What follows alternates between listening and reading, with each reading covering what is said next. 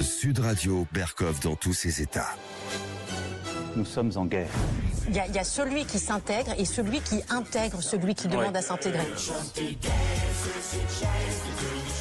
Lucède est devenu pourri jusqu'à la moelle. On est attaché à la bagnole. On aime la bagnole. Et moi, je l'adore. Finançant certaines des initiatives les plus stupides. Vraiment les plus stupides imaginables. Cela sert-il les intérêts de l'Amérique? C'est quand même une dinguerie, tu vois. Vous n'en avez aucune idée. Ok. Bisous, mes petits loups. Ça n'est pas drôle. Bien joué. Nous sommes en guerre. Ah, et quelle guerre. Mais c'est la guerre aujourd'hui. Alors écoutez, si vous êtes en voiture, garez votre voiture et prenez le temps d'écouter Sud Radio, Berkov dans tous ses états. Si vous êtes en train de déjeuner, mais dites que vos voisins parlent un peu moins fort et écoutez Sud Radio. Si vous êtes en train, même dans une conférence, ou vous êtes en train d'écouter quelque chose, arrêtez tout, mettez-vous sur Sud Radio, parce que on va vous parler du plus grand pacte de corruption de l'histoire. Ça se passe aux États-Unis et c'est en train de sortir tous azimuts et à un degré tel qu'on n'en a jamais vu auparavant. C'est quoi? C'est beaucoup mieux que le Qatargate, que tous les gates du monde, que le Watergate et compagnie. C'est ce que sont en train de découvrir Trump, Musk et leurs petits commandos sur vraiment comment est distribué l'argent des contribuables américains. Et peut-être de certains d'entre nous, contribuables français, on ne sait pas, on va en parler longuement. Et on va parler évidemment du grand salon, du grand congrès de l'intelligence artificielle qui se tient en ce moment au Grand Palais. On aura Fabrice Epelboin qui va nous parler. L'intelligence artificielle va-t-elle faire diminuer la connerie naturelle? Question shakespearienne qui est posée et j'espère que nous y répondrons par la positivité. Et puis tout le reste, les perles, les bravos. Accrochez-vous, prenez votre temps et écoutez. À tout de suite. Sud. Ici Sud Radio. Les Français parlent au français. Je n'aime pas la blanquette de veau. Je n'aime pas la blanquette de veau. Sud Radio, Berkov dans tous ses états. Des dizaines de milliards de dollars. USAID, l'agence américaine pour le développement international, et pas seulement elle, des institutions qui gèrent chaque année des dizaines et des dizaines de milliards de dollars sont actuellement sous l'éclairage au laser de DOGE. DOGE, c'est-à-dire que c'est l'agence de vérification des dépenses gouvernementales fédérales, donc aux États-Unis. Le scandale est en train d'éclater depuis quelques jours et ça prend des proportions absolument planétaires. On en parle tout de suite. Encore une fois, c'est du jamais vu et jamais entendu. Écoutez. Sud Radio, Berkov dans tous ses états. Le fait du jour.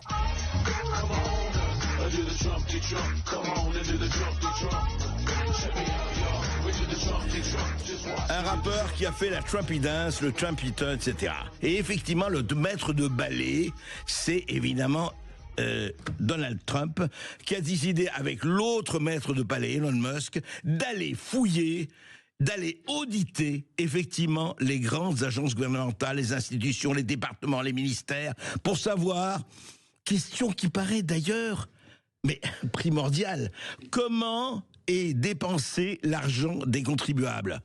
Ce serait peut-être une question qu'on pourrait poser aussi en douce France, non? Comment est dépensé notre argent? Nous payons des impôts, comment? Eh bien, ils ont décidé de s'y attaquer. Et le résultat, en quelques jours, est absolument incroyable. Alors on dit, de quoi on parle? Eh bien, je vais vous dire de quoi on parle. C'est très très très simple, c'est très bien. Voilà, par exemple, l'agence donc USAID, je rappelle, qui a un budget de 40 à 50 milliards de dollars par an, donc agence pour aider à l'humanitaire, le développement international, aider les pays en développement, etc. Jusqu'ici, eh bien oui, pourquoi pas, et c'est très très bien. Mais le problème, c'est comment il est dépensé l'argent et comment ça se passe. Alors, je vais vous donner par exemple quelques exemples. Voilà. 50 millions de dollars donnés au New York Times provenant de diverses sources. New York Times, un journal indépendant, grand journal américain, grand quotidien. Eh bien, 50 millions de dollars provenant de diverses sources gouvernementales, dont un montant stupéfiant de 26,9 millions de dollars provenant du ministère de la Santé et des Services sociaux. Pourquoi ? Associated Press, très grande agence américaine, 19,5 millions de dollars de contrats gouvernementaux et 628 000 dollars de subventions du département d'État, avec des pics de financement au cours des années électorales 2020 et 2024. Intéressant. Grosse agence Reuters, 9 millions de dollars du ministère de la Défense pour défense active contre l'ingénierie sociale et la tromperie sociale à grande échelle. L'agence Reuters reçoit donc 9 millions de dollars. Voilà. Département d'État, l'an dernier, simplement 220 000 dollars. BBC, la télévision gouvernementale britannique, 3,3 millions de dollars de la part des contribuables américains. 3,3 millions de dollars. La BBC anglaise. Et reçoit la somme astronomique de 20 millions de dollars de Bill Gates. Mais je croyais que les grandes agences, les grandes radios reçoivent de l'argent de l'étranger. Mais je croyais qu'on était contre les interférences étrangères et on lutte ici et partout, etc. C'est quand même, qu'est-ce que ça veut dire, ça? Attendez, c'est pas fini, ce n'est que le début. Alors, c'est quoi le début? Eh bien, on va parler de notre agence nationale, l'agence France Presse. L'agence France Presse aurait bénéficié de 300 000 dollars de la part de l'USAID, l'aide au développement. Alors on dit, oui, mais 300 000 dollars, bon. Mais non, c'est pas ça. Entre 2017 et 2024, l'agence France Presse, notre agence nationale, a touché près de 8 millions de dollars de l'US Agency for Global Media, l'agence fédérale américaine chargée de superviser les médias du software américain à l'échelle internationale. Voice of America, Radio Free Europe, etc., etc. Voilà. Donc, cette agence Agency for Global Media, eh bien, ses achats de services auprès de l'AFP ont fortement augmenté à partir de 2017 et plus que doublé dès la fin de 2020 sous l'administration Biden. Alors bon, c'est très bien et pourquoi pas, l'AFP est une agence qui fait des services, qui donne des bases de données, etc. Mais quand même, ça fait beaucoup ça, non? Ça fait beaucoup, ça vous paraît pas beaucoup, par exemple? Et alors là, nous arrivons, parce qu'ils ont vraiment tout regardé, les commandos envoyés par Elon Musk pour auditer justement USAID et les autres. Alors, par exemple, l'USAID distribue chaque année 40 milliards de dollars. Vous allez me dire, oui, mais quoi? Eh bien, très simple. Soutien aux véhicules électriques, au développement véhicules électriques au Vietnam. Financer une clinique transgenre en Inde. 1,5 million de dollars à un groupe LGBT serbe pour promouvoir la diversité, l'équité, l'inclusion dans les lieux de travail et les communautés d'affaires en Serbie. 164 millions de dollars, c'est toujours l'USAID, pour soutenir des organisations radicales à travers le monde, dont 122 millions attribués à des groupes liés à certaines organisations, à les terroristes ou autres. Enfin bon. Alors on verse effectivement à des institutions humanitaires, et ça passe en partie à l'institution terroriste. Autre chose, 2 millions de dollars pour des opérations de changement de sexe au Guatemala. Tout ça avec l'argent, je répète, je le redis, du contribuable américain, bien sûr. Ensuite, jackpot, 2 millions de dollars pour des opérations de changement de sexe au Guatemala, je l'ai dit. Ensuite, 20 millions de dollars pour produire une nouvelle émission de Sesame Street en Irak. C'est pas fini. Écoutez bien le petit bruit doux de la monnaie qui tombe. C'est beau, et quelle monnaie, hein? Des milliards. USAID a donné 4,5 millions de dollars pour lutter contre la désinformation ou au Kazakhstan. 10 millions de dollars en repas en subvention à un groupe qui s'appelle le Front Al-Nosra, vous savez, un peu lié à Al-Qaïda, dont un certain Laurent Fabius disait qu'il faisait du bon travail. 1,5 million de dollars pour promouvoir l'activisme LGBT ou en Jamaïque. Et 1,5 million de dollars pour reconstruire l'écosystème médiatique cubain. Alors vous allez me dire, oui, mais enfin tout ça, très bien, mais attendez, c'est pas fini. L'organisation de Bill Gates, Gavi, vous savez, qui est le principal donateur de l'Organisation mondiale de la santé. Eh bien, ils auraient reçu 5 milliards de dollars de l'USAID. 5 milliards de dollars des contribuables versés à une seule organisation, celle de Bill Gates. Et la subvention toujours active, puisque la subvention ne prend fin qu'en août 2030. Voilà, c'est quand même très intéressant tout ça. Et c'est pas fini, Alors là, ça devient très intéressant, on va passer au département du Trésor. Le département du Trésor, vous savez, c'est le ministère des Finances américain. C'est eux qui donnent, qui distribuent. Eh bien, Musk a affirmé que le département du Trésor américain verse chaque année, écoutez-moi bien, asseyez-vous, prenez votre temps, 100 milliards de dollars de prestations annuelles à des personnes non identifiées, c'est-à-dire sans numéro de sécurité sociale personnelle ni pièce d'identité aux États-Unis. Alors, il a dit que la liste serait mise à jour. Voilà. Musk a déclaré que les employés du Trésor, du département du Trésor, estiment qu'au moins la moitié de ces paiements, c'est-à-dire environ 50 milliards de dollars par an, ça veut dire 1 milliard de dollars par semaine, sont sans équivoque frauduleux. Voilà. Et il y a un juge fédéral d'ailleurs qui les empêche maintenant d'aller plus loin dans l'examen de ce qui se passe au Trésor. Autre polémique, Joe Biden aurait dépensé, on le met au conditionnel, mais toujours au conditionnel, 10 millions de dollars pour créer des animaux trans, souris, rats et singes, dont 1 million pour étudier les effets combinés de la testostérone et du GHB, la drogue des violeurs sur les femelles. Le but, mesurer les risques d'overdose des hommes trans lors des chemchecks. Ça, évidemment, chose extrêmement importante. Voilà. Donc, c'est ça qui est en train de se passer. Et je vous parle des 2 millions pour des classes de poterie au Maroc.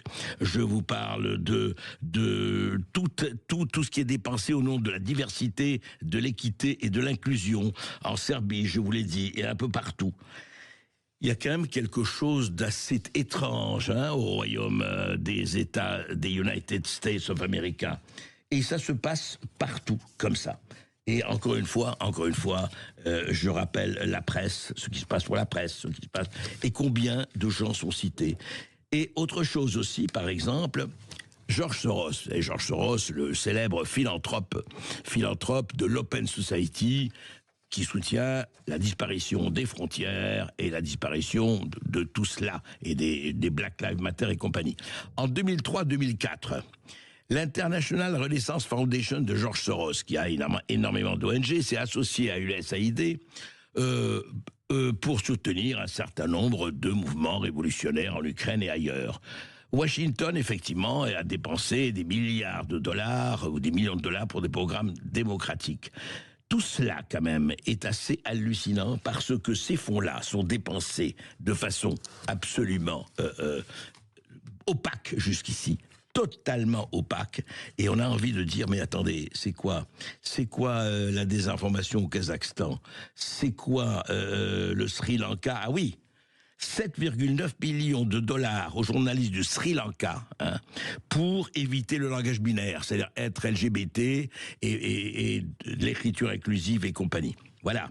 Et j'ai parlé de la Jamaïque, j'ai parlé en Macédoine, même chose, se battre sur tout cela. Ça veut dire quoi, ça? Mais ça veut dire quelque chose d'incroyable. Ça veut dire que voilà comment sont dépensés, vous voyez, des milliards et des milliards, des centaines de milliards de dollars, sans que le contribuable américain, le cochon de payant, le cochon d'imposé ne se doute. Et nous, alors en France, eh bien nous en France, on peut se poser vraiment la question de savoir s'il ne serait pas temps aussi d'auditer toutes les agences et les ONG qui dépensent de l'État. Tous ceux et toutes celles, et il y en a qui travaillent formidablement, encore une fois, il ne s'agit pas de généraliser, mais enfin, la moindre des choses nous paraît d'auditer, de regarder où va l'argent, des milliers, dizaines de milliers d'associations, d'ONG qui travaillent pour tel ou tel, mais regardons où va l'argent. Je donne un exemple, parce que pour le moment, on en est où, nous? Ah voilà, il y a le budget du gouvernement Bayrou. Y a-t-il baisse des dépenses publiques? Rien du tout. Augmentation des dépenses publiques, oui, 41 milliards d'euros en 2025. Les sociétés françaises, les grandes, impôt sur les bénéfices de 37%. Ah oui, peut-être le plus élevé du monde. Alors oui, il faut faire payer les riches. Il faut faire payer les riches. Mais s'ils disparaissent à l'étranger et prennent les emplois, il se passe quoi? Ensuite, alors vous avez vu, bon, ils ont compris la franchise de TVA pour les autres entrepreneurs. Hein. On voulait la réduire de 37 000 à 25 000 euros. Puis ils ont compris que ils allaient tuer des milliers d'autres entrepreneurs et l'entreprise, ils se sont arrêtés. Et France Travail, on a vu les révélations sur France Travail, 51 000 employés. Alors, qu'est-ce qu'ils font face aux critiques? France Travail a décidé d'investir 5 milliards d'euros, nos 5 milliards d'euros, en conseil stratégique de communication. Eh ben oui, il faut pas laisser les tel ou tel politique venir parler comme ça. Sécurité sociale, déficit de 23 milliards d'euros en 2025. La ville de hier, subvention des consultations vétérinaires gratuite pour les animaux de compagnie. Vive la France. Une formation de 3 jours est nécessaire pour avoir le permis de changer une ampoule en mairie. Vive la France. En Picardie, une police des poubelles sanctionne d'une amende des poubelles mal triées. Vive la France. Le gouvernement lance une campagne de communication pour sensibiliser au tri des pots de yaourt. Et oui, c'est très important, on vous l'a dit déjà ici. La mairie de Paris publie une vidéo imagée où l'argent tombe littéralement du ciel pour réaliser leurs bons projets bobos, etc. Végétalisation, etc. La ville de Strasbourg dépense 105 000 euros pour former des jeunes de banlieue aux enjeux climatiques. Et oui, c'est très important les enjeux climatiques. La ville de Rouen offre les transports gratuits aux immigrés primo-arrivants. Oui, les autres, les gueux et les SDF, ils ont qu'à crever. La mairie de Rennes installe un musée des Beaux-Arts au cœur d'une zone de deal pour lutter contre le narcotrafic. Absolument, c'est évident que quand les narcotrafiquants verront une reproduction de la Joconde, ils vont immédiatement arrêter le travail et servir du Coca-Cola ou du soda aux accros. Voilà. Et je ne parlerai pas d'un important réseau du trafic de drogue démantelé dans la Creuse. Je ne parlerai pas à Bobigny d'un surveillant tabac à Mort-Lycéen. Je ne parlerai pas du maire de Béziers, Robert Ménard. On le recevra bientôt. Il est convoqué devant la justice pour refuser de marier un clandestin sous OQTF. Voilà, etc., etc. Et l'influenceur, voilà où on y est aujourd'hui. Eh bien, écoutez, est-ce qu'il n'est pas temps de commencer à regarder ce que font Musk et Trump sur les budgets? Regardez cela. Et c'est vrai. Et alors, qu'est-ce que font, Maud, dites-moi, sur la CPME? Oui, je vais vous donner un petit peu de lumière quand même, parce que là, c'est bien sombre tout ça, André Berkoff. C'est le président de la Confédération des petites et moyennes entreprises, la CPME, dont on parle beaucoup en ce moment, Amir Reza Tofighi, qui a appelé à la création en France d'une commission composée d'entrepreneurs pour réduire drastiquement les dépenses publiques sans baisser la qualité du service. Et il prend pour exemple Elon Musk, évidemment aux États-Unis. Eh bien, écoutez, c'est une bonne chose. Voilà, et c'est peut-être l'un des seuls, en tout cas personnalité publique aujourd'hui, à prendre ce type de position en France, en prenant exemple sur Elon Musk, que tout le monde a tendance à critiquer. En tout cas, écoutez, on se retrouve vers vous, auditeurs de Sud Radio. Vous, qu'est-ce que vous en pensez? Est-ce que vous êtes pour? Écrivez-nous, mailez-nous, téléphonez-nous, 0826 300 300. Est-ce que vous pensez qu'il est temps d'auditer toutes les organisations, associations, ONG et agences de l'État pour savoir un peu où ça va tout ça? Et retardez encore une fois, écoutez bien le bruit des petites pièces qui tombent. Sud Radio Berkoff dans tous ses états, midi 14h. André Berkoff. Oui. Eh oui, ça danse, mais il y en a qui n'aiment pas beaucoup ce rythme et on peut les comprendre avec cette espèce de tsunami planétaire engendré par les commandos de Musk-Trump qui sont en train d'auditer comme des bêtes les agences les plus importantes de la plus grande puissance du monde. Alors, qu'est-ce qui se passe là-dessus? Et effectivement, juste un mot. Avant, on va peut-être recevoir mot d'un auditeur. Oui, vous avez un auditeur, vous faites réagir. C'est Romain qui vient de Bourgoin. Bonjour Romain. Oui, bonjour André, bonjour à toute l'équipe. Bonjour à vous. On vous écoute, Romain. Oui, c'est pour réagir, on va dire, au sujet brûlant. Évidemment, auditer l'État, évidemment, étant donné que nous sommes le pays au monde qui est le plus taxé, ça paraîtrait évident, étant donné que les services publics s'effondrent. il y a l'éducation nationale aujourd'hui, il y a tous les services publics avec l'hôpital et compagnie. Où va l'argent? Parce que de toute façon, ça c'est une question, je pense que la majorité des Français sont favorables à un audit. Ouais. En l'état, qui est capable de nous proposer ça? On sait pertinemment qu'aucun parti politique au pouvoir ou autour du pouvoir, quels que soient les candidats pour 2027, il n'y en a aucun qui aura le courage de faire ça. Absolument aucun. Donc en fait, c'est quoi l'alternative qu'on a, M. Berkoff? Et c'est là aussi où j'aimerais ouvrir le débat avec vos auditeurs. Quelle alternative on a pour tendre vers ça, vers plus de clarté, de transparence, en sachant que de toute façon tout est pourri dès la base.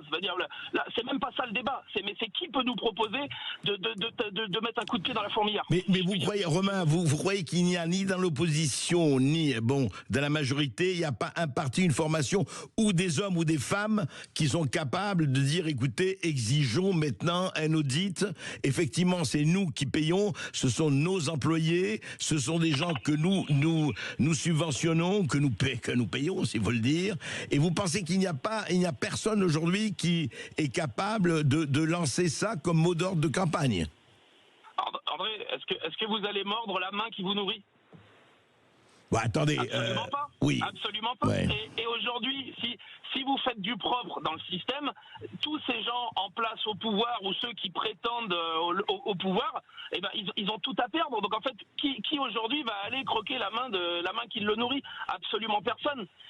Clairement aujourd'hui, un candidat anti-système, malheureusement, on va tomber dans le populisme et compagnie, mais aujourd'hui, si on n'a pas un candidat qui est hors politique, hors parti, comment voulez-vous qu'on amène de la clarté? Ça me paraît incompatible avec les partis en l'état, quoi. Non mais Romain, vous posez une vraie question. Maintenant, on peut se dire, parce que il faut se méfier des étiquettes. Évidemment que dès qu'un candidat ou un autre dira ça, on va le traiter de tous les noms, de populisme, de démagogie et tout ça. Mais ça, c'est classique. Cela dit, ce qu'il faut savoir, et c'est une vraie question, est-ce qu'on a en France? Je pense qu'il y en a, et j'espère qu'il y en a de toutes mes forces, et je suis pas le seul, d'avoir un homme ou une femme ou un groupe qui n'a pas besoin d'être payé et d'être assez honnête et surtout assez courageux, parce qu'il faut beaucoup de courage évidemment pour s'attaquer à ces forteresses. Mais c'est normal, regardez, pourquoi ce qui se passe aux États-Unis est impensable, pourquoi ça ne pourrait pas se passer en France et ailleurs? Romain. Alors, pourquoi c'est impossible en France? Parce que de toute façon, le système, il est verrouillé. J'ai pris la parole sur votre antenne il n'y a pas plus tard qu'une semaine en disant que la 5e République, elle est morte, elle n'existe plus. Vous voyez, donc en fait, tout s'imbrique. Ces gens-là ont clairement, au-delà de leur incompétence, que je pense pas si justifié que ça, en fait. Au vu de leurs agendas respectifs à tous ces partis, je pense qu'ils font très bien leur boulot. Sous couvert d'incompétence aux yeux des Français, pas du tout. Tout roule à merveille pour eux. Et donc, ils vont pas venir mettre un grain de sable dans les rouages. Tout fonctionne à merveille pour eux. On détricote les services publics pour mieux privatiser par le futur. Voilà, le pouvoir d'achat des Français n'évolue pas. On précarise toujours plus la société. C'est la manière de les verrouiller. De toute façon, pour ne pas voir de rébellion, on va dire, s'activer. Enfin, le système, il est pourri dès la base. Et aujourd'hui, si on n'a pas, on va dire, un Messie qui sort à petit peu près de nulle part, je sais pas qui peut nous offrir, on va dire, ce grand ménage à la Trump aujourd'hui. Oui, écoutez, je vais vous dire, de toute façon, tous les systèmes, à un moment donné, sont verrouillés jusqu'à ce qu'on les déverrouille. Moi, je crois que, vous savez, l'histoire est remplie, et heureusement, alors évidemment, je ne dis pas que c'est demain ou après-demain, on peut l'espérer, mais à un moment donné, vous savez, tous les systèmes verrouillés, à un moment donné, entraînent leur propre perte.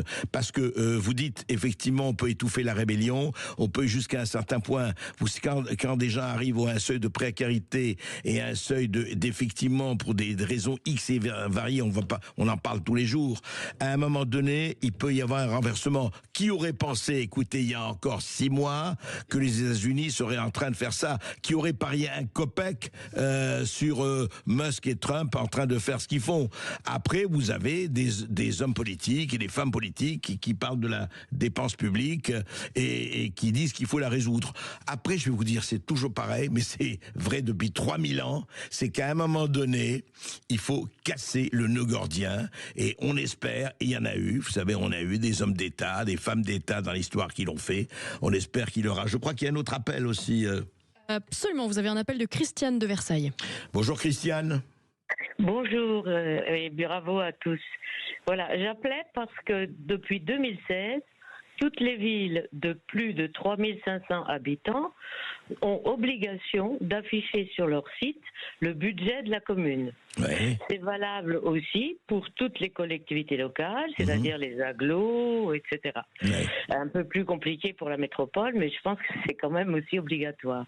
Donc, il est tout à fait possible, et dans le GPSO, c'est-à-dire Grand Paris Sud-Ouest, une agglomération qui regroupe vers Boulogne-Billancourt, ici les Moulineaux, etc., Meudon, on a constitué une petite association de personnes, bénévoles, des citoyens, pour regarder les comptes publics. Donc je pense le compte de l'agglo et des communes. On s'est aperçu d'ailleurs de certaines choses. À Lyon, il y avait aussi la Canole, dont vous avez peut-être entendu parler, qui regardait les comptes.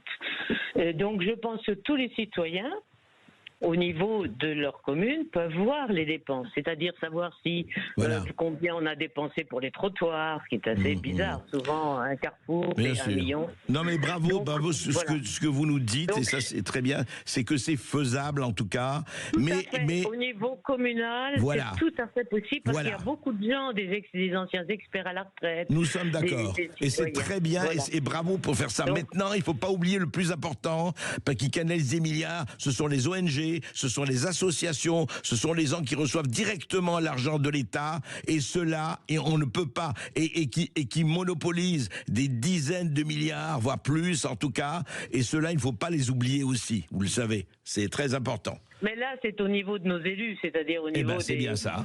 Oui, députés. mais il est là le problème. Au niveau collectivité locale, à chaque étage, il faut que ça se fasse. Au niveau des collectivités locales, c'est les citoyens, et je pense qu'on peut faire, parce qu'il y a bien sûr plein d'associations qui reçoivent des subventions pour n'importe quoi. Voilà. En tout cas, merci Christiane, et bravo. C'est vrai que tous doivent suivre cet exemple, en tout cas, s'ils veulent s'y intéresser, c'est le moment, parce que sinon, sans eux, rien ne se fera. Vous avez un autre appel de Claude qui vient de Perpignan cette fois. Bonjour Claude.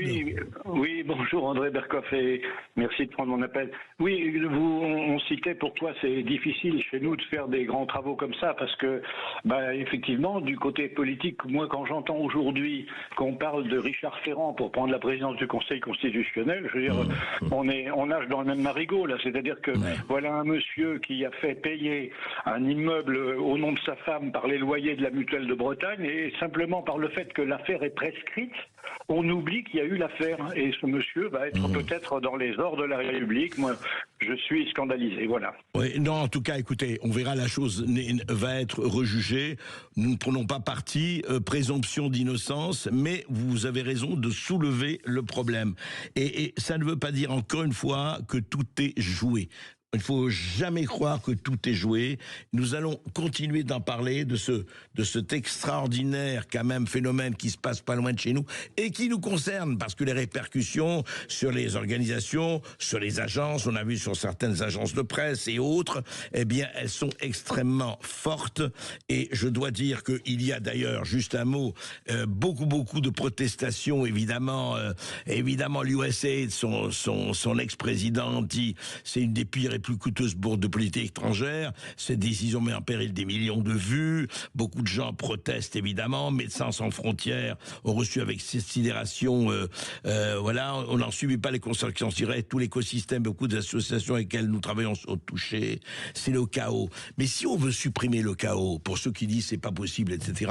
Mais sortez du secret. Dites-nous où va l'argent. J'ai donné des exemples hallucinants quand même dans un certain pays, de la Jamaïque à la Serbie et du Kazakhstan à ailleurs, d'argent du contribuable américain, alors qu'il faut se rappeler que le contribuable américain, il y a une misère encore en Amérique, qu'il y a eu tous les orages et à la Caroline du Nord, Los Angeles et compagnie, et pas seulement chez les riches, qui ont été très atteints. Donc voilà, est-ce qu'on pense d'abord aux siens ou on pense d'abord au lointain? C'était le problème aussi. Donc en tout cas, question ouverte, et ça ne fait que commencer, je peux vous dire. Ce qui se passe aux États-Unis ne font que commencer. Ça va être une bataille extrêmement sanglante, mais qu'on a intérêt à suivre. Ici Sud Radio. Les Français parlent aux Français. Je n'aime pas la blanquette de veau. Je n'aime pas la blanquette de veau. Sud Radio Berkov dans tous ses états. Oui, ce qui se passe effectivement là-bas, ça nous concerne. Mais en même temps, ici, quand même, en France, il y a des grands moments, vraiment des grands moments, notamment quelques excès oraux qui ne se perdent pas, heureusement pour nous. Écoutez. Sud Radio Berkov dans tous ses états, les perles du jour. Je fais rien que des bêtises quand t'es pas là. J'ai tout démonté, le bahut. Sabine Paturel, les bêtises. Écoutez, je ne sais pas si c'est des bêtises, mais voilà, une universitaire spécialiste dans le droit des migrations. C'était sur la 5, sur France 5, dans l'émission C'est politique. C'est toujours très politique sur France 1 et assez politiquement correct, mais après tout, c'est leur droit, ça s'appelle diversité. Eh bien, on parlait des migrations, des migrants, etc. Et voici ce que disait Marie-Laure Basilien-Guinche. Écoutez. L'intégration, c'est un effort qui est demandé à celui qui vient de l'étranger. Jamais on conçoit l'intégration comme un mouvement mutuel, un mouvement réciproque. Il y a celui qui s'intègre et celui qui intègre celui qui demande à s'intégrer. Et donc je trouve que faire reposer toute la charge de l'intégration aux migrants est en fait un refus de se poser la question de notre capacité à être une société dynamique, une société ouverte.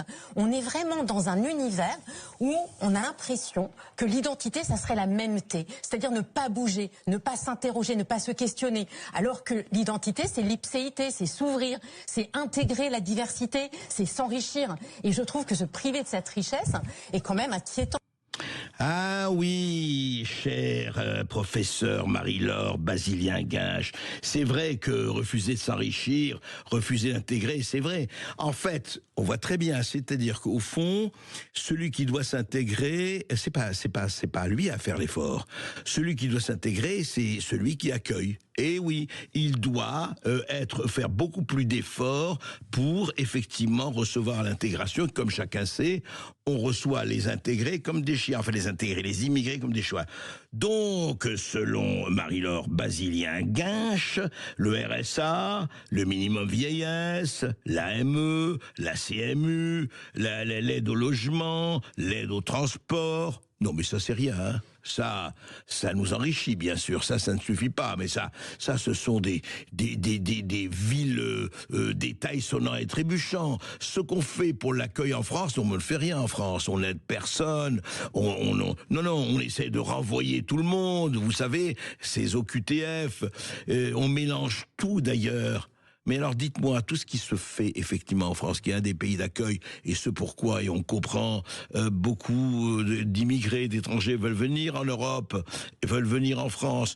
Oui, mais ça, selon cette chaire universitaire, ça compte pas. Ça, tout ça, non. C'est à vous, petits crétins de Français d'accueil, de recevoir, de faire plus d'efforts. C'est vrai, vous avez raison. J'aime beaucoup cette espèce d'inversion de la charge de la preuve, cette espèce d'appel absolument permanent à « nous sommes coupables, repentons-nous, accueillons, serrez ma avec ma discipline ». Et voilà.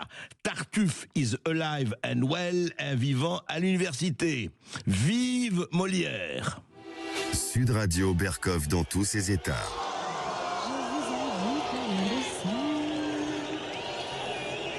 De ce tango presque argentin. Je vous invite à l'indécence. Oui, mais c'est très joli, et c'était Brigitte Bardot.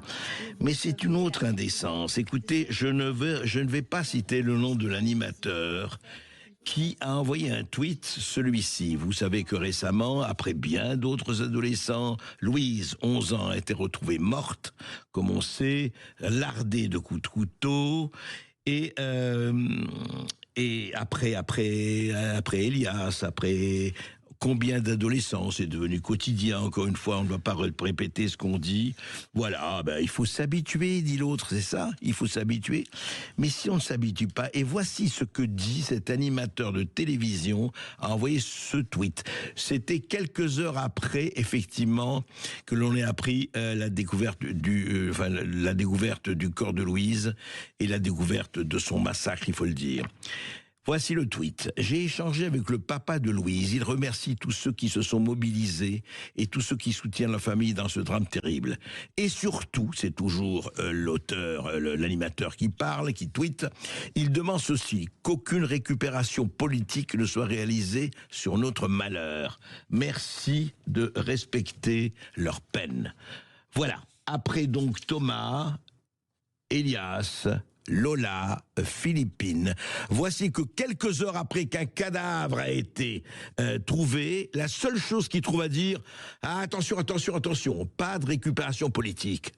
Mais c'est ça l'obscénité.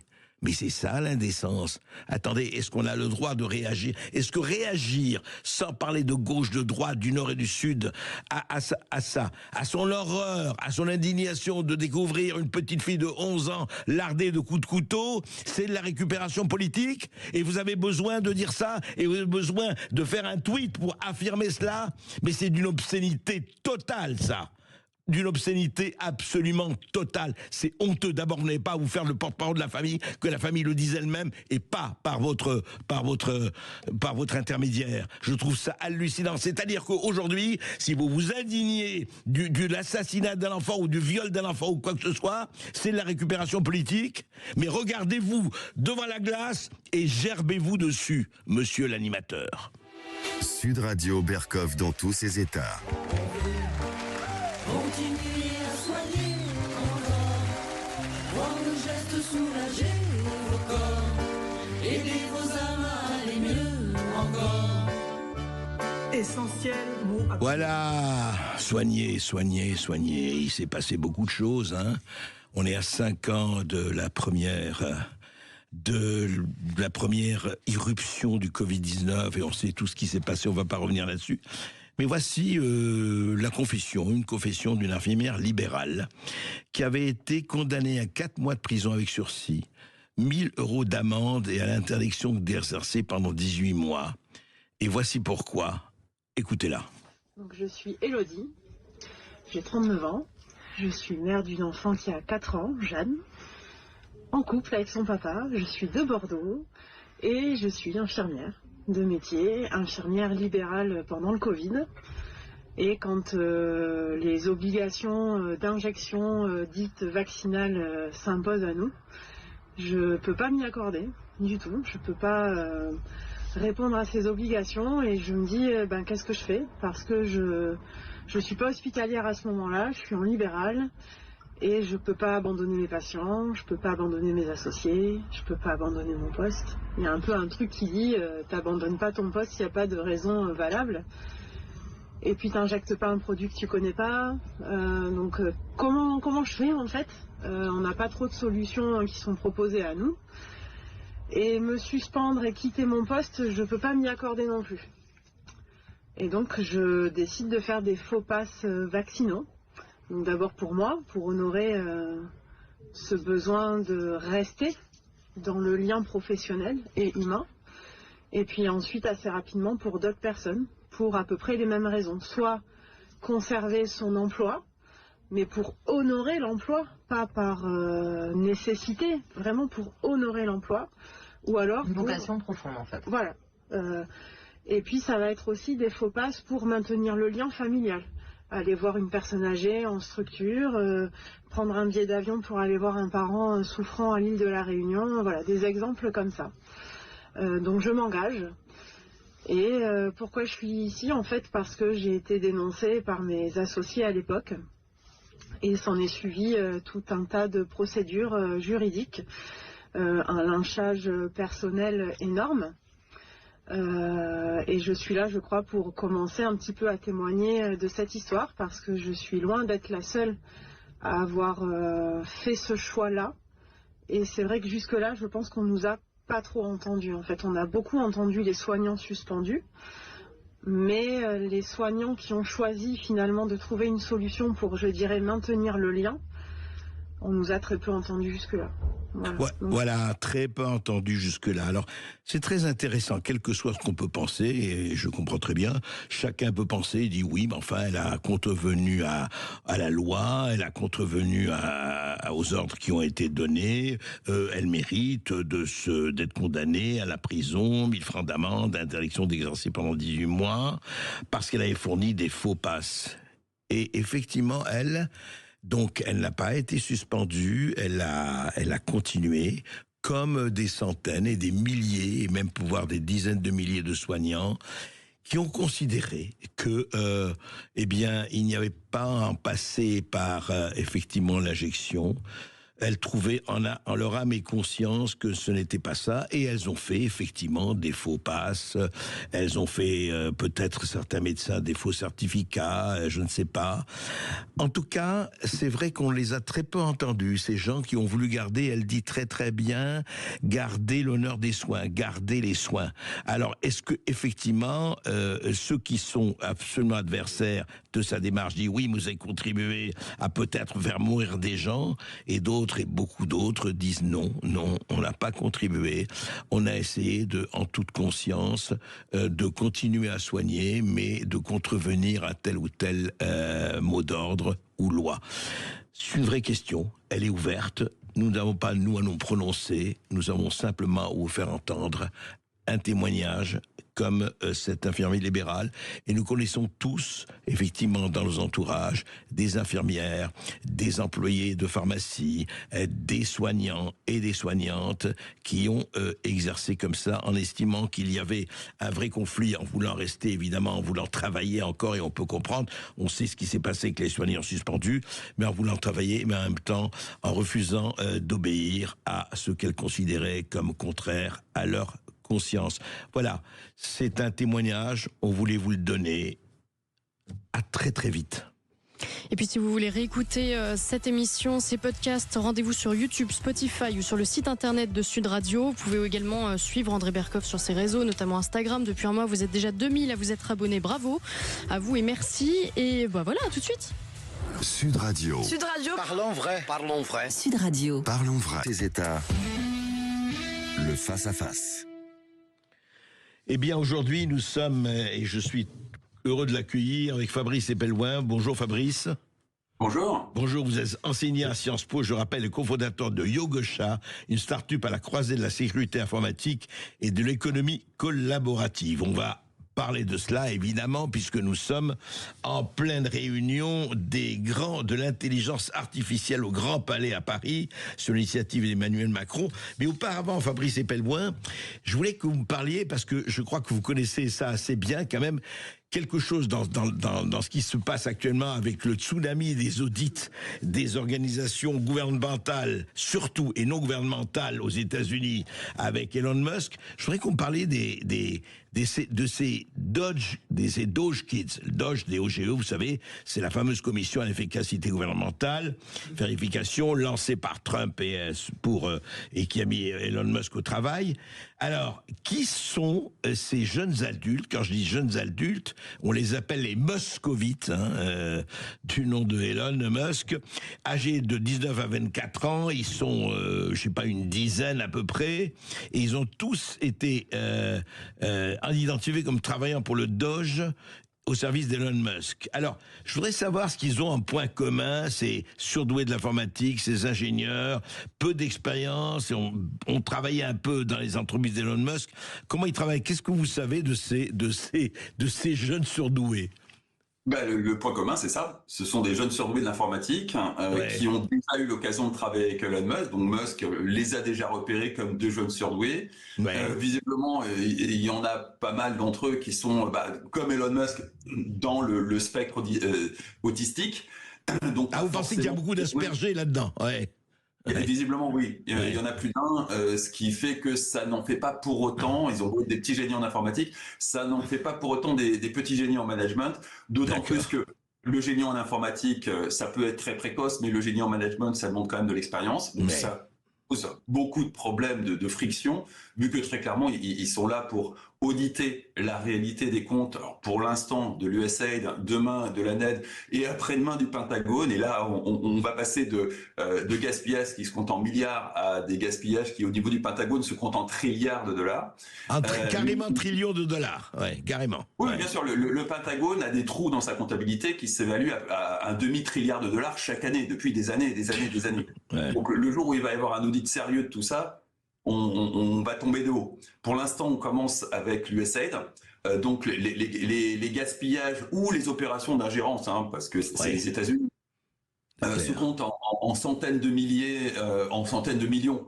Pas en dizaines de milliards. On n'en est pas là. On commence petit et on commence à démanteler. Alors ce que la droite américaine trumpiste appelle le deep state, c'est-à-dire une multitude d'opérations d'ingérence qui ont lieu souvent à l'insu de l'exécutif, ce qui ne surprendra personne.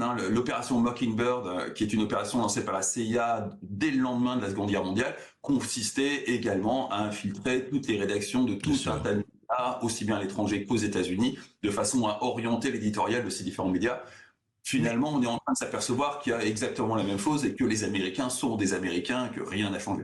Oui, mais ce qui est intéressant, Fabrice Epelmoin, quand même, quand on parle de milliers d'agences et de dizaines de milliers de journalistes, pratiquement, ils disent, alors, on met au conditionnel payé par, effectivement, que ce soit l'USAID ou d'autres. Il y a Check News, pas Check News, comment il s'appelle, vous savez, une agence comme ça d'information qui s'occupe de Voice of America et compagnie. L'AFP, oui, par exemple. Ouais. C'est pas des moindres. Oui.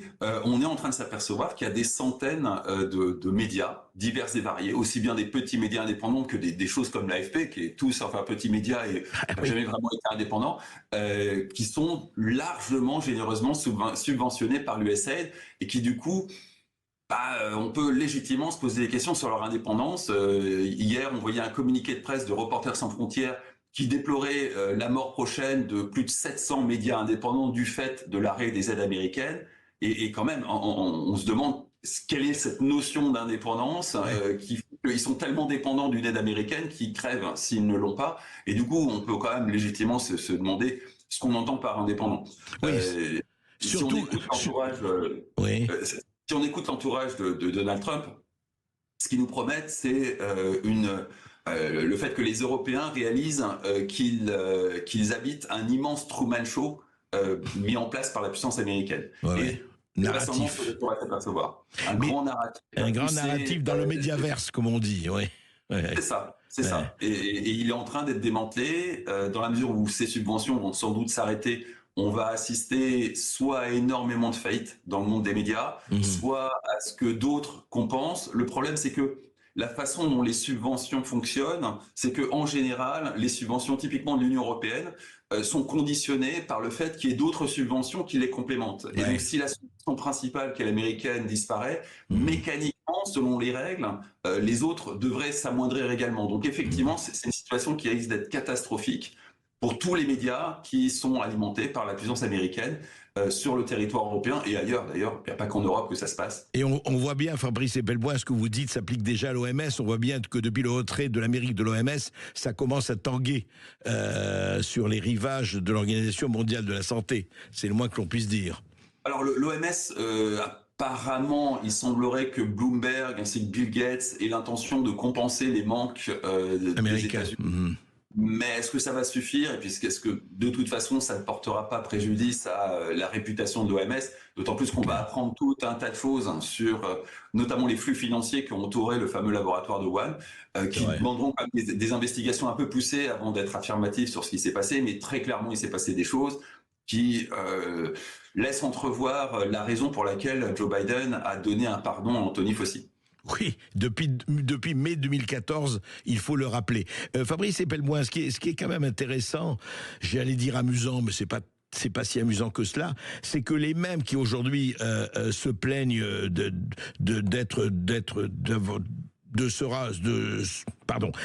démantelés ou d'être prochainement démantelés, tirer à boulet rouge sur les interférences étrangères. Il n'arrêtait pas de dire mais non, mais c'est pas possible, en parlant de Moscou par exemple. Alors Moscou a toujours été désigné comme le grand coupable de la moindre ingérence. Il y a fort à parier qu'on s'oriente vers les Chinois assez rapidement parce que la mode change, donc il faut s'adapter à la mode. Mais en fait, on est en train de s'apercevoir que la puissance qui fait le plus d'ingérence est de très très loin. C'est la puissance américaine, ce qui n'a rien de véritablement surprenant. Bien sûr. Il faut que Moscou a été utilisé de façon intensive comme la meilleure façon de faire taire toute forme d'adversaire politique en l'assimilant des Russes. Mediapart, très récemment, a fait une investigation particulièrement courageuse qui consistait à montrer en quoi l'OCCRP, qui est un consortium international de journalistes qui recrute les médias les plus prestigieux de la planète, hein, on parle du New York Times, du Guardian, du Monde, de France Télévisions, de médias de calibre internationaux, à qui on confiait des informations confidentielles comme par exemple les Cayman Leaks ou tout un tas de fuites qui ont notamment permis de faire beaucoup d'investigations dans les paradis fiscaux, mais pas que, également des investigations sur tout un tas de politiques. Il se trouve que tout ça était un faux nez de la CIA. Mediapart a publié cette enquête, a également publié la façon dont cette organisation contrait toute contestation et au premier rang des techniques mises en place pour contrer ce genre de choses, il y avait accusé les dénonciateurs d'être des agents de Moscou, et c'est précisément la campagne de presse que s'est fait Mediapart à la suite de ces révélations. Donc effectivement, ça ne veut pas dire qu'il n'y a pas d'ingérence russe, hein, bien sûr qu'elle existe. Mais il y a énormément de gens qui sont des simples opposants politiques et qu'on disqualifie en les traitant d'agents russes. C'est quelque chose qu'on voit quotidiennement sur Twitter. Bien sûr, qui veut noyer son chien l'accuse de la rage. On connaît hélas le dicton. Fabrice Ebelpoin, vous allez écouter cela. On va parler aujourd'hui du grand raout, enfin qui se tient raout, pas pour être dépréciatif, qui se tient aujourd'hui et demain à Paris au Grand Palais. L'intelligence artificielle, ça y est, c'est Macron qui prend la tête de l'Europe de l'intelligence artificielle. On en parle tout de suite. Écoutez ce petit extrait de son discours. N'hésite pas à t'abonner pour plus de vidéos. Bisous mes petits loups. Bien joué. C'est assez bien fait, ça m'a plutôt fait rire. Mais plus sérieusement, avec l'intelligence artificielle, on peut faire de très grandes choses. Changer la santé, l'énergie, la vie dans notre société. Et donc la France et l'Europe doivent être au cœur de cette révolution pour saisir toutes leurs chances et pour pousser aussi les principes qui sont les nôtres, ceux en quoi nous croyons. C'est le but de ce sommet pour l'action sur l'intelligence artificielle. C'est dès demain à Paris. Alors je compte sur vous. Alors il y a eu effectivement, c'était hier, c'était l'allocation de Emmanuel Macron après une vidéo qu'il avait réalisée de lui-même avec intelligence artificielle où il était dans plusieurs personnages et il y a eu un petit égo et après voilà ce qu'a dit une journaliste indienne. Écoutez. Sur le côté droit, la techno a une culture apparente. Ça n'est pas drôle, ça n'est pas drôle. On aime la bagnole. Ça n'est pas drôle, sensibilisé. Est-ce que cela vous embête? Vous l'avez posté aujourd'hui. Parce que c'était aussi lancer le débat. Mais ça, c'est ce que l'intelligence artificielle permet de faire. Avec, en effet... Voilà, alors c'était une journaliste indienne à qui on demandait sa réaction, elle trouvait ça pas drôle du tout. Ça peut se comprendre. Oui. Il y a un cultural gap avec l'Inde. Alors il faut connaître la situation de l'Inde dans les campagnes de désinformation et notamment l'utilisation de deepfake. Mais autant en Occident, pour l'instant, on n'a pas encore vu quoi que ce soit d'époustouflant en matière de deepfake dans un but de vraiment désinformer. On a vu surtout des parodies, de l'humour. Ouais. Mais les rares... il y a 2-3 exemples, mais rien d'extraordinaire. Autant en Inde, oui, il y a un énorme problème de désinformation qui va jusqu'à provoquer des émeutes. Enfin, c'est un problème beaucoup plus critique en Inde que ça ne l'est. Donc, je peux tout à fait comprendre qu'une Indienne ne trouve absolument pas ça drôle et que Macron... Une Indienne, oui. Qui est certainement pas au courant de ce qui se passe en Inde en matière de désinformation sur le terrain, ne comprennent pas pourquoi cette femme trouve ça profondément choquant. Il y a vraiment un culte. Oui, alors sur le fond, on va en parler tout de suite. On reste à Fabrice Ebelpoin, on va aborder vraiment le problème de cette montée de l'intelligence artificielle, en tout cas du combat pour l'intelligence artificielle avec Emmanuel Macron. On va le comparer aux efforts américains et autres. Restez avec nous, on se revient dans 2 minutes. À tout de suite. Sud Radio, ces États, le face-à-face. Et nous sommes toujours et plus que jamais avec Fabrice Ebelpoin, enseignant à Sciences Po et cofondateur de Yogosha, une start-up à la croisée de la sécurité informatique et de l'économie collaborative. Et puis nous allons parler, de ce qui se tient en ce moment, donc le sommet sur l'intelligence artificielle aujourd'hui et demain à Paris. Alors voilà, il y a beaucoup de monde qui est là, du beau monde, J.D. Vance, un principe, Justin Trudeau, les dirigeants d'entreprises phares comme Open Artificial Sam Altman, Artificial Intelligence, le Google DeepMind, Denis Hassabis, Anthropic, Mistral, etc. Voilà, des chercheurs, etc. Bon, alors on a avancé un chiffre, d'ailleurs c'est Emmanuel Macron qui l'a avancé, de 109 milliards, parce qu'on se rappelle que Donald Trump, devant effectivement Sam Altman et d'autres, a avancé le lancement de l'équivalent de 500 milliards pour justement, avec Stargate, pour rapporter à la population des États-Unis. Alors, Fabrice Epelboin, qu'est-ce que ça peut donner cela? On va pas, je veux dire, être dans le dénigrement, mais en même temps, qu'est-ce que lucidement, est-ce que c'est un geste plutôt politique ou véritablement c'est un geste de fond en disant l'Europe a son rôle à jouer entre la Chine et les États-Unis sur l'intelligence artificielle? L'Europe a un rôle à jouer. L'Europe produit encore, malgré un système éducatif qui bat un peu de l'aile, énormément d'ingénieurs. Et d'excellents mathématiciens. Tout ça, c'est exactement ce qu'il faut pour produire des cerveaux qui sont aptes à se saisir de l'intelligence artificielle.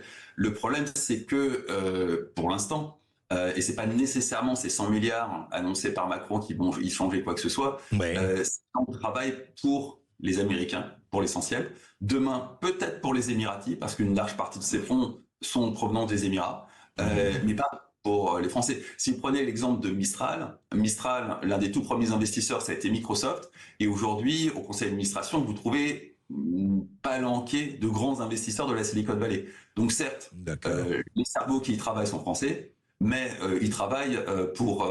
ils travaillent pour les Américains, vous dites. Ils travaillent pour les Américains. Ouais. Et c'est malheureusement généralisé. Alors, ça serait rapide d'accuser Macron, parce que c'était comme ça avant Macron, il n'a guère que fait accélérer le phénomène.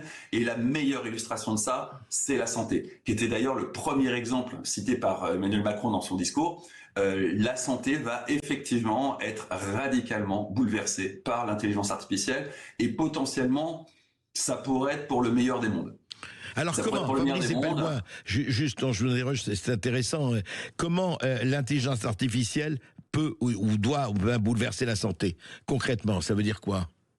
Vous avez deux types d'intelligence artificielle, celle dans laquelle on baigne depuis maintenant 15 ans, qu'on appelle le deep data, le deep mining, le deep data, le big data, celle qui vous fait des moteurs de recommandation, celle qui vous suggère une série sur Netflix ou chose à acheter sur Amazon. Cette intelligence artificielle-là est capable de prédire l'évolution d'un système. Elle est capable de prédire, du fait qu'elle a observé des millions d'utilisateurs de Netflix, que parmi ceux-là, beaucoup ont une consommation qui est similaire à la vôtre, et beaucoup ont aimé quelque chose que vous n'avez pas encore vu. C'est comme ça qu'elle va vous recommander quelque chose. Mais appliquée à la médecine, elle est capable, à partir de vos données de santé personnelle, d'extrapoler l'évolution de votre état de santé, donc de prédire un problème de santé qui va arriver avant même qu'il soit visible sur vos examens de santé.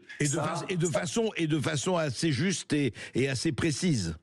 De façon très précise et très juste, elle vous permet d'éviter un cancer plutôt que d'avoir à le soigner. Alors, la différentielle de coût entre le fait d'éviter un cancer et de le soigner est colossale. Du coup, sur les comptes de la sécurité sociale, ça pèse extrêmement lourd. Pour ça, il vous faut une intelligence artificielle, on n'en manque pas, et il vous faut l'éduquer. Et pour éduquer les intelligences artificielles, on leur donne à manger des données. Donc pour éduquer ChatGPT, qui est un autre type d'intelligence artificielle, on lui a donné des quantités astronomiques de données qu'elle a avalées, ingurgitées. On l'a en quelque sorte éduquée. On a appris à l'intelligence artificielle tout un tas de choses. Et si on voulait en faire une intelligence artificielle dédiée à la santé, il faut lui donner des données de santé les plus qualitatives possibles pour l'éduquer à avaler des millions de dossiers médicaux, des centaines de millions d'analyses médicales, de façon à ce qu'elle puisse demain prédire votre état de santé à vous. Et pour ça, il faut trouver quelque part dans le monde des gens qui ont des données de santé particulièrement qualitatives. Et il se trouve que les Français, et c'est une exception dans le monde, ont les données les plus qualitatives qui soient. Et donc, ce capital que sont nos données de santé à nous Français nous permet d'envisager d'être les champions du monde de la santé prédictive.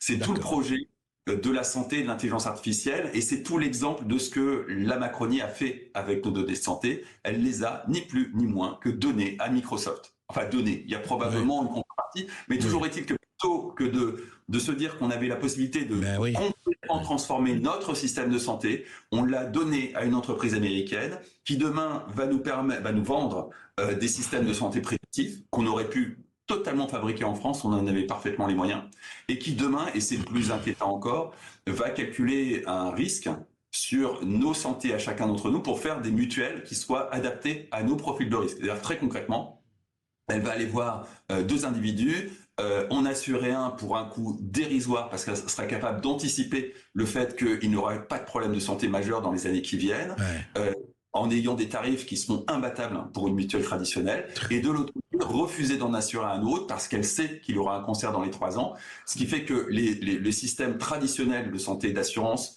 ne pourront récupérer que des gens qui ne seront pas rentables. Donc c'est un cataclysme, un véritable cataclysme de l'avoir laissé échapper ce trésor, et ça illustre à merveille l'attitude de l'État français vis-à-vis de l'intelligence artificielle jusqu'ici. Oui, c'est ce que vous dites, et c'est assez hallucinant parce que au fond, ce que vous montrez très bien, enfin, ce qu'on le savait déjà, mais vraiment c'est dit très clairement, c'est que en fait, l'intelligence artificielle, c'est une formidable boosting de la prévention. C'est une médecine, enfin, c'est pas une médecine. C'est les Chinois. C'est vraiment, on est en mesure de, scientifiquement, ce qui n'est pas le cas des Chinois, mais toute la médecine chinoise se base sur l'anticipation, et ça marche pas si mal, parce que fondamentalement, l'espérance de vie en Chine, elle n'est pas si différente de la nôtre. Nous, on peut, avec l'intelligence artificielle, avoir une approche scientifique et cartésienne d'une médecine totalement préventive. Et vraiment, quand on voit le coût de traitement d'un cancer, qui est quand même une maladie extrêmement banale, une fortune. C'est vraiment, ça coûte à la collectivité, soigner un cancer, ça coûte affreusement cher. Et si on était capable, 5 ans ou 10 ans avant l'apparition de votre cancer, de vous dire, écoutez, la viande rouge, vraiment, on emmerde tout le monde avec la viande rouge, mais vous, particulièrement, il faut arrêter la viande rouge. Par contre, vous pouvez continuer de fumer parce que vous avez de la chance. Et il se trouve que chez vous, ça aura jamais le moindre impact. Et en donnant des conseils ultra individualisés à chaque personne, on aura un impact considérable sur le coût de la santé à la collectivité. Et réduire les coûts, c'est malheureusement quelque chose qui va devenir de plus en plus indispensable. Mais c'est évident. Et non, ce qui est extraordinaire dans ce que vous dites, ça m'a rappelé quand vous dites, voilà, mais on a vendu ça à Microsoft, c'est en fait, quelque part, l'intelligence artificielle, là, ce qu'on pouvait faire en données de santé, on a fait Alstom, quoi. On a fait l'équivalent d'Alstom. C'est pire qu'Alstom, parce que là, Alstom, à la limite, c'était une entreprise. Ça ne vous appartenait pas, ni à moi, ni à vous, à moins vous ayez des actions Alstom. C'était quelque part du domaine d'un pillage d'actifs qui sont quand même des actifs privés, français mais privés. Là, c'est nos données de santé à chacun d'entre nous, français, qui ont été volées et données à la puissance américaine et à une entreprise privée. Alors qu'on avait tout à fait les moyens. Ce dont je vous parle, c'est l'affaire du Health Data Hub. On avait tout à fait les moyens de faire ça sur des infrastructures françaises, au centre de recherche universitaire française, de façon à ce que ça profite à la France et que ce patrimoine informationnel qui sont nos données de santé précieux, comme vous dites. Là, on l'a donné à Microsoft. C'est l'un des plus grands scandales dans le numérique, parce qu'il y a certainement mieux ailleurs, mais dans le numérique, c'est l'un des plus grands scandales du double quinquennat Macron. On va continuer à en parler, Fabrice Epelboin, avec vous, oui, parce qu'il faut vraiment voir qu'est-ce qu'on peut faire aujourd'hui sur à la fois de ces fautes, de ces béances et à la fois de ce qui nous reste. Et j'espère qu'on pourra en faire quelque chose. On continue d'en parler après cette petite pause et puis vous pouvez intervenir. Vous savez, 0826 300 300, ça vous concerne. Ce que vient de dire Fabrice Epelboin, ce qui va se passer sur la santé, mais c'est capital. C'est évidemment capital pour chacun d'entre nous. Donc on continue à en parler. À tout de suite. Ça. Le face-à-face. L'intelligence artificielle, on est à la croisée des chemins, effectivement, on en parle avec Fabrice Epelboin, qui connaît bien la sécurité informatique et l'économie collaborative avec Yogosha, et puis il est enseignant à Sciences Po, mais justement, on a parlé un peu des chances et des malchances, le fait que nous ayons une formidable données, des données en matière de santé, et malheureusement, ce qu'on a un peu cédé, je dirais pas bradé, mais cédé. Mais Fabrice Epelboin, quand même, quand on regarde, on dit, mais écoutez, attention, on a énormément de choses. Je cite Joëlle Barral, directrice de Google DeepMind, auprès de Tech & Co. Elle disait en mars dernier, dernier. Il y a en France un écosystème naissant avec tous les éléments du puzzle. Plus de 500 000 chercheurs dans nos laboratoires publics et privés, des startups spécialisées dans la French Tech comme Mistral, de grands labos installés à Paris comme Meta ou Google qui ont le savoir-faire et impactent par leurs produits des millions, voire des milliards d'utilisateurs. Effectivement, je rappelle, en 2015, Facebook a ouvert son grand laboratoire FAIR, Facebook Artificial Intelligence Research à Paris. Et puis voilà, Google aussi avait fait effectivement cela. Alors, est-ce que tout ça n'est pas quand même un bon signe pour dire, malgré tout, on peut commencer à lancer, à faire, ou pas? Oui et non. C'est un bon signe parce qu'effectivement, il y a plein de Français qui créent énormément de valeur autour de l'intelligence artificielle. C'est un signe catastrophique parce que tous ces Français travaillent, comme le rappelle la patronne de l'IA de Google, pour Meta, pour Google, pour Microsoft, en France, en étant très largement subventionnés en termes de salaire par le crédit impôt recherche. Et donc, ils travaillent avec nos impôts. Et donc, nos impôts financent la recherche et développement américaine. C'est ça, la Startup Nation. C'est une large partie de la Startup Nation. Les dispositifs fiscaux du crédit impôt recherche servent à financer la R&D américaine. Quant aux jolies startups, et il y en a de très belles, Mistral est un parfait exemple, au final, ça termine dans l'escarcelle américaine. Donc ça crée éventuellement des millionnaires en France, dont d'ailleurs Cédrico, qui est un des actionnaires de Mistral, mais ça ne crée pas de valeur en France, ça crée de la valeur pour les actionnaires américains. Mais donc on est dans cette situation qui est objectivement désespérée et désespérante. Mais Fabrice Ebelmois, est-ce qu'il y avait des moyens, ou est-ce qu'il y a des moyens que ça ne tombe pas automatiquement? Et vous parlez de ce qui s'est passé pour la santé, vous parlez de reste.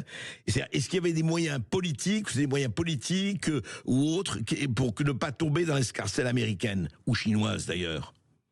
Est-ce qu'il y avait des moyens où c'était dès le départ parti joué, parti coulé?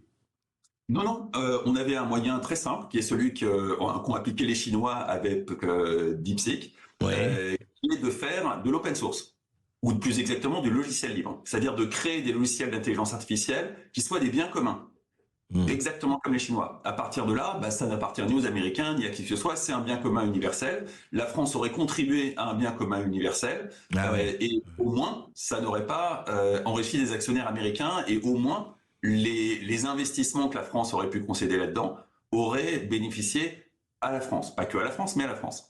C'était l'un des moyens pour lesquels j'ai beaucoup travaillé avec de très nombreux politiques pour les convaincre de l'intérêt du logiciel libre. Mais ça pourrait, par exemple, permettre d'éviter d'enrichir les Américains à notre détriment.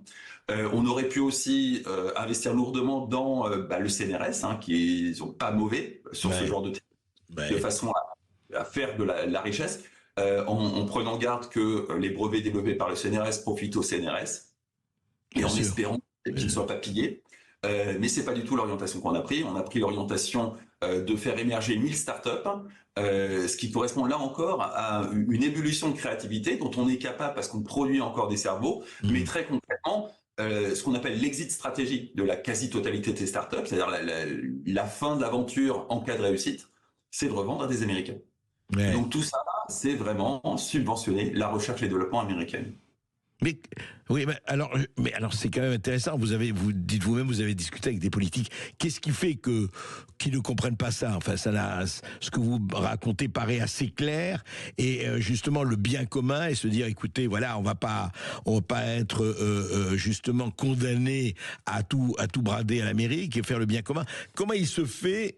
C'est quand même une question, parce que moi, je vois dans mes émissions, dans tous les domaines, on tire le fil de la pelote et on arrive toujours à la même problème. Est-ce que c'est un problème de compétence, de courage, d'innovation? C'est quoi le problème? Pourquoi ça ne passe pas, et pourquoi on n'entend pas ce que vous dites, vous et puis d'autres? Je ne vais pas utiliser le mot corruption parce que ça pourrait m'amener une forme de harcèlement judiciaire dont je me passe bien.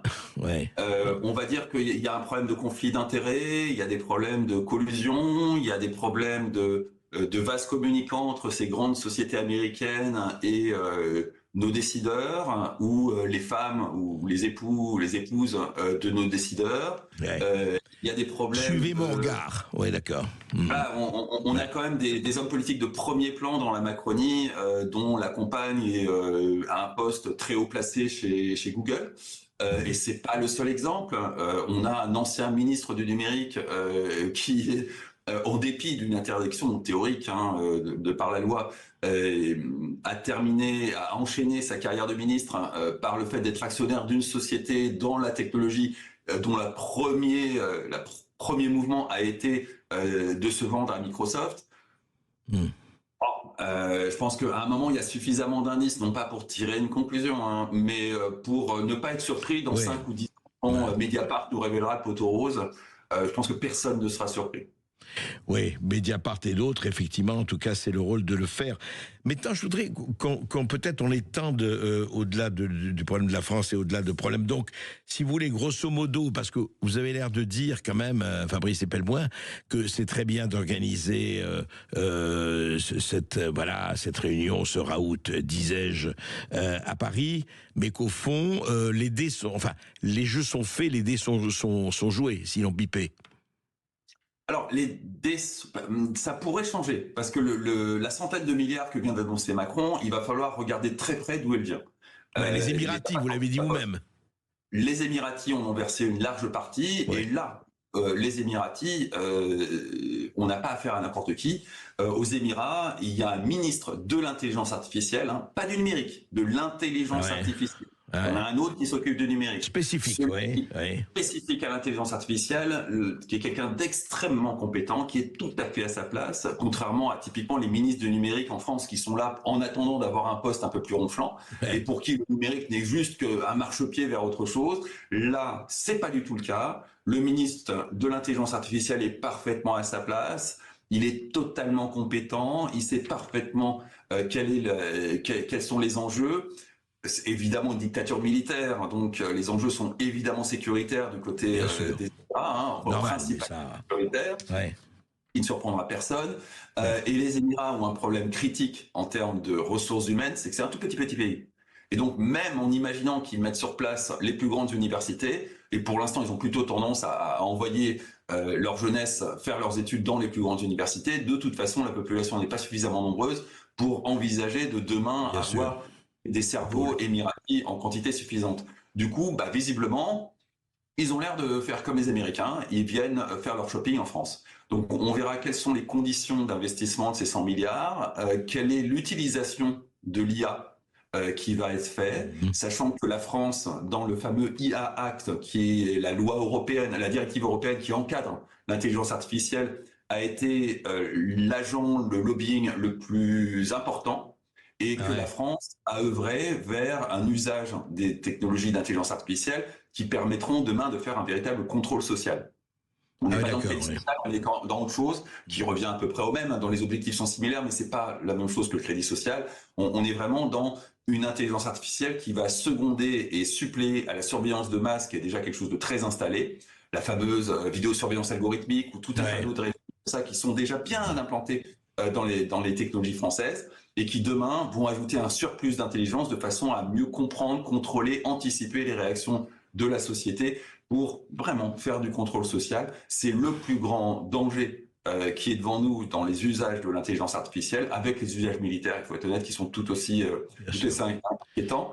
Et c'est clairement toute l'action de lobbying de la France a été orientée dans ce sens. Oui, comme d'autres, d'accord, comme d'autres. D'ailleurs, les États-Unis aussi n'ont pas été en reste de ce point de vue-là. Mais alors, dites-moi, quand on nous dit... Non. Les États-Unis n'ont pas été en reste là-dessus? Non, pas du tout, vraiment pas. Et c'est très important de comprendre ça. Les États-Unis ont très, très, très lourdement œuvré pour l'utilisation de l'IA à des fins de contrôle social sous l'administration Biden. Et si vous regardez... c'est pour ça. Je pensais à l'administration Biden. Si vous regardez les réactions de par exemple, Marc Andreessen, qui est le plus gros investisseur de la Silicon Valley et qui est surtout l'inventeur du navigateur web, c'est vraiment pas n'importe qui, lui, qui a toujours été un fidèle des démocrates depuis qu'il a les moyens de les financer, c'est-à-dire depuis ses 25 ans où il a fait une fortune considérable, c'est Netscape. C'est vraiment la première start-up qui a explosé en bourse au milieu des années 90. Oui, Andreessen, mais non, c'est un des très grands pontes de... Ouais, c'est vraiment quelqu'un qui fait la pluie et le beau temps sur la Silicon Valley et qui a été terrifié par l'approche des démocrates sur l'intelligence artificielle, parce que très clairement, les démocrates avaient l'intention de ne laisser survivre que 3 startups d'intelligence artificielle et d'en faire le joujou de l'État qui s'en servirait à des fins de contrôle social. C'est pour ça que Marc Andreessen a quitté les démocrates et rejoint le camp Trump. Donc aux États-Unis, il y a une réaction, une résistance. On change radicalement de point de vue. D'accord. En Europe, non. En Europe, on va dans cette direction. Alors justement, quand on entend François Bayrou dire voici, c'est très simple, je rappelle, alors après 2 premières phases, on ouvrait la 3e phase. Hein, on a créé, développé un réseau d'instituts interdisciplinaires d'intelligence artificielle. Et là, le 6 février, il dit, donc à quelques jours avant le sommet qui se tient en ce moment, il s'agit de mettre l'intelligence sur orbite, à la diffuser plus largement encore dans toute la société.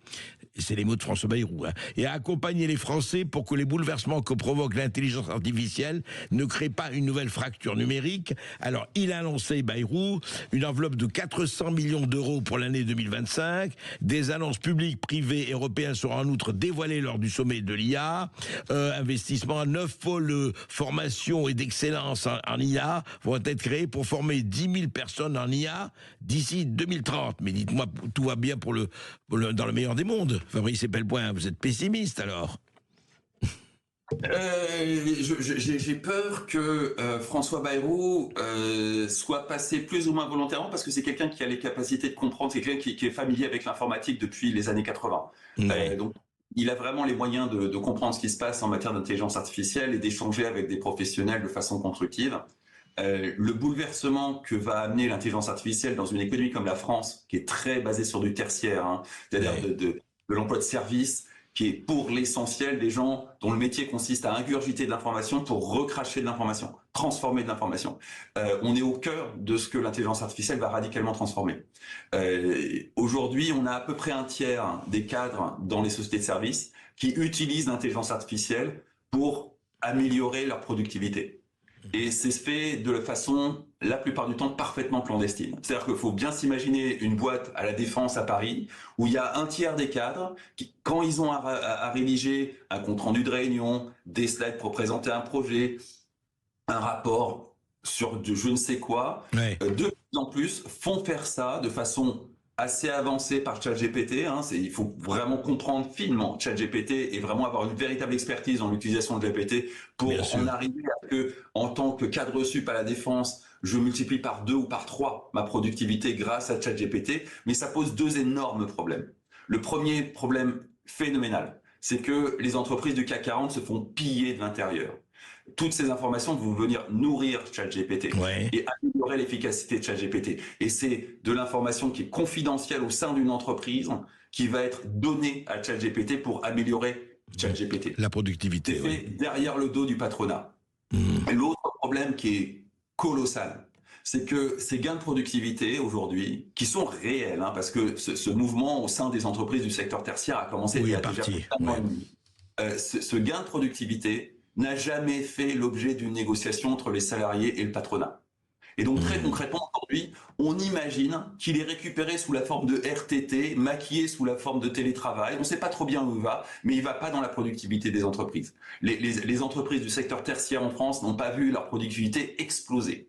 Donc il va bien quelque part, assez naturel qu'il aille dans la poche des salariés, parce que c'est eux qui ont appris l'intelligence artificielle. C'est vraisemblablement eux qui ont acheté une licence à $20 par mois chez ChatGPT, et c'est eux qui ont fait cet effort. Donc ça paraît naturel que ces gains de productivité aillent dans leur poche, mais toujours est-il que, ça se fait en pillant l'entreprise, et 2, à un moment ou à un autre, le patronat est pas si idiot, il va falloir poser les choses sur la table, et poser les choses sur la table, ça veut mécaniquement dire que si certains de mes salariés ont multiplié leur productivité par 2, je peux augmenter leur salaire et virer ceux qui n'ont pas multiplié leur productivité par 2, tout en gardant une productivité équivalente, parce que les besoins du marché ne sont pas exponentiels. Hein. Donc, je ne vais pas doubler ma production, le marché ne va pas doubler pour autant. Mais il va y avoir un moment de renégociation de la distribution de cette valeur qui arrivera tôt ou tard et qui mènera mécaniquement et à des augmentations de salaire pour certains et à des licenciements pour d'autres. C'est inévitable.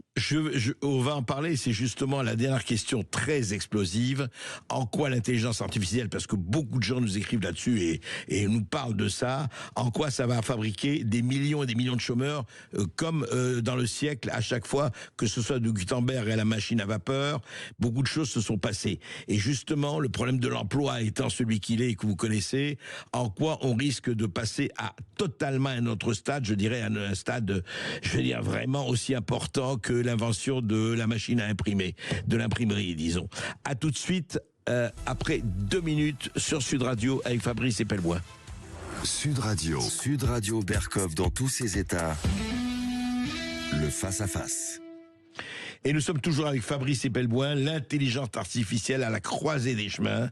Et on voit qu'il y a effectivement à la fois des béances et des espoirs. C'est pas simple, mais beaucoup d'appels sur Sud Radio. Maud, Vous avez 3 appels. Le premier, c'est Joël qui appelle de Grenoble. Bonjour Joël. Oui, bonjour. Bonjour à votre invité. Bonjour M. Berkov. Bonjour. Donc, je suis en attente depuis quelques temps. Donc, au départ, je voulais réagir sur les données qui ont été les données de santé qui ont été données à un privé américain, entre autres Microsoft. Et c'est parmi d'autres scandales qui ont lieu aujourd'hui. On a l'impression qu'on perd notre souveraineté sur tous les domaines. Donc, en fait, la question que je me pose, moi, est-ce que c'est un suicide de la France ou est-ce que c'est un meurtre par préméditation?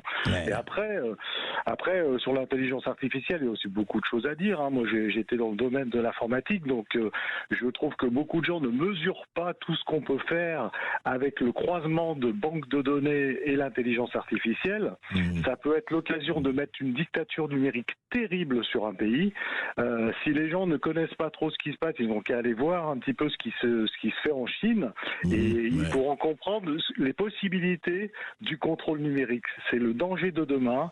Ça dépend dans quelle main il va être mis, qui est-ce qui va piloter ça. Ça peut être très dangereux, ou ça peut nous aider aussi à peut-être mieux organiser la société, mais ça peut être très dangereux. Et ce qui est important, c'est qui va contrôler ça.